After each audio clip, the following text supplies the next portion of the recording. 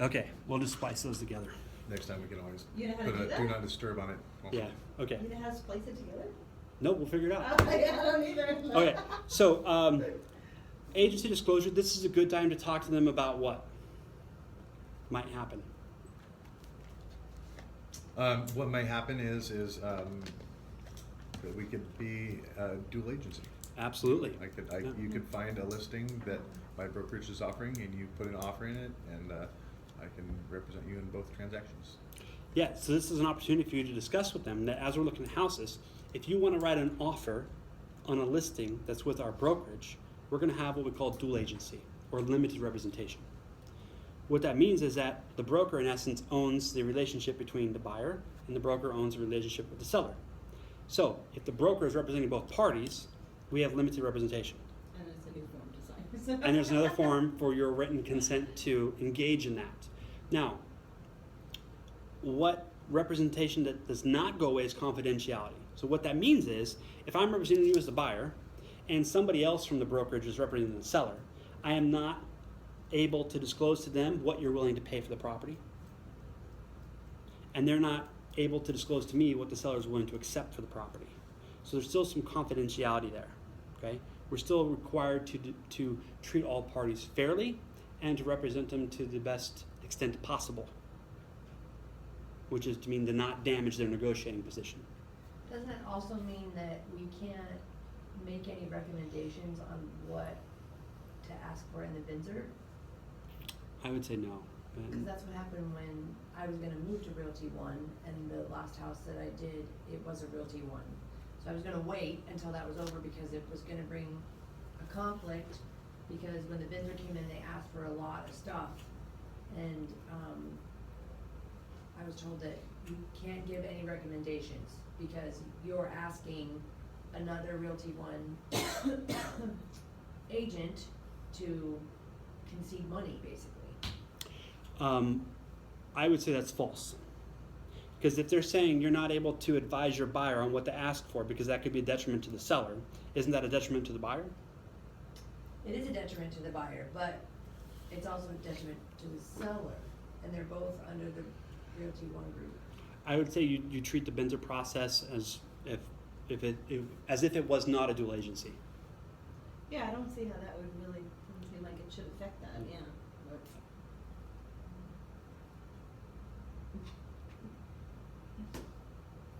Okay, Okay. we can talk more about that later. Yeah. Okay, all right. Okay, the last item, which is the last item in here, is the buyer-broker agreement. Okay, so this. That's one feel right. Yeah, exactly. So, look, guys, the reason you want to have your clients sign a buyer broker is not so that you can hold their feet to the fire. The reason you have them sign a buyer broker is because it's going to force you to have the conversation on how you get paid. You'd be surprised, a lot of people don't know. Yeah. They really don't. There's people out there that think that we're on hourly or hourly wage. So you let them know, let's talk about how I get paid. Like, that's not a dirty topic. Mm-hmm. It's really important. So how I get paid is, when I represent you, the cooperating broker, the listing broker, is going to offer me a commission. It'll be clearly stated on all the listings, okay? Now, the employment agreement says you're going to work with me exclusively. So what that means is, you don't go to an open house without me. Don't go to a new build subdivision, go looking at models and register yourself there without me. Don't go make an offer on a property without me. This is saying that you're going to hire me to work for you exclusively.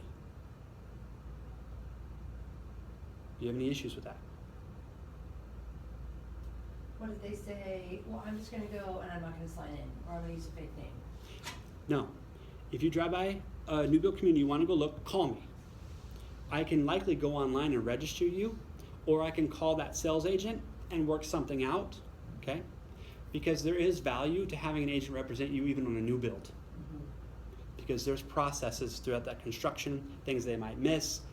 I can help you navigate what you can do aftermarket on your own as far as an upgrade versus paying the builder to do for you. That would cost you less. You want representation with that. And if you go buy a new build, you're not getting any representation because the new home sales agent represents the seller. So, No interest in your, I'm going to give you some business cards. If you happen to go to an open house and I'm not able to be there with you, give them my card. That's your get out of jail free card. Okay? So, That you. didn't work for me. Mm. Depends on the builder. yeah, it does depend. No, the open house, not new Oh. build. Oh, Yeah, A open lot house. of new builds will actually have it like They have a posted sign on the that door has- saying. They all have it. Yeah. They all have it. So what I did actually, the last time I had this happen, I was up at a cabin in Prescott. I didn't even know these people in my database were looking to buy. But she calls me up out of the blue. Hey Justin, there's this new build community we want to check out. Can you get us registered? I'm like, I'm in Prescott, but absolutely, where are you? Who's the builder? While she was on the phone, I Googled them, found a location, hung up with her, called the agent, said, hey, I have so-and-so, da-da-da. She goes, sure. As long as you come in to my office and register them within 48 hours of them visiting, you're good to go. Perfect. Sent her an email saying, thank you so much for our conversation. They're coming in today. I'll be by X amount of time to get them registered. So I have documentation of our conversation. Done deal. They got to go walk I did through. it from New York too. A Yeah. friends of mine a couple of years ago bought. So, if you I don't didn't have that to go in. conversation, I knew though- the girl, so yeah, You will lose people. yeah. You will. So again, it's not so that you can say, oh, you went and bought, now you owe me commission. Because even if you want to do that, you can't. It's not your choice. The broker has to enforce the agreement. Because the contract is between broker and client. You're a sub-agent. You have no say in the matter. well, and I think too, when you get in a situation like I was in, we were working for a year, looking at probably 50 houses total in that year. And then they walk into a new build and they could have been stolen. And all that time was lost and all of that, you know, I mean, I bought them lunch a couple times and whatever. And they did, they walked into a new build and were interested. And I said, so did you sign something when you walked in there? And they said, well, we put a fake name down. And I was like, That doesn't work. Because they'll remember the face. Yeah. Some new home sales agents are really good at what they do. So what you can also let them know is that where it says compensation shall be 3%. So what this says is that if you go buy a house without me, you'd be responsible for my commission. So don't go buy a house without me. Call me first. If I'm not No. available, we'll work something out. responsible for your commission, your 3%, but addition to whoever they bought it from.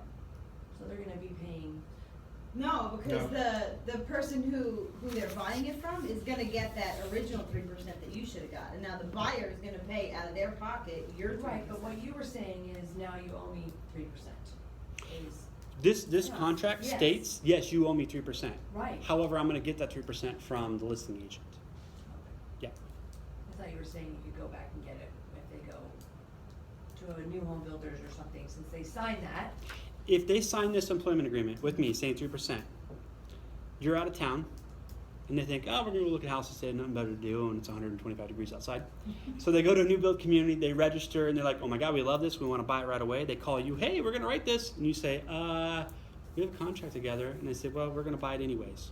You wait for that deal to close, and then they still owe you 3%. You have to sue to get it though. You do, and the broker has to be willing to do that. Most brokers won't because it's bad publicity. But again, if you just have that conversation up front, the likelihood of that happening is Right. so small. Right. You almost eliminate it. You really do. Or you get crazy Jeff guy that I had, and he just. There's always exceptions to the norm. But again, this process is about reducing loss, mitigating that from the potential of it happening. Okay? All right. Any questions on any of that? That was a lot of information, about an hour and a half. Yeah, that was longer than I thought. My daughter keeps texting me, when are you coming home? I'm like, "Oh, Any other sure." questions for the video? Anything you think of? I have questions for off video, but. Okay. All right. Very good. You're gonna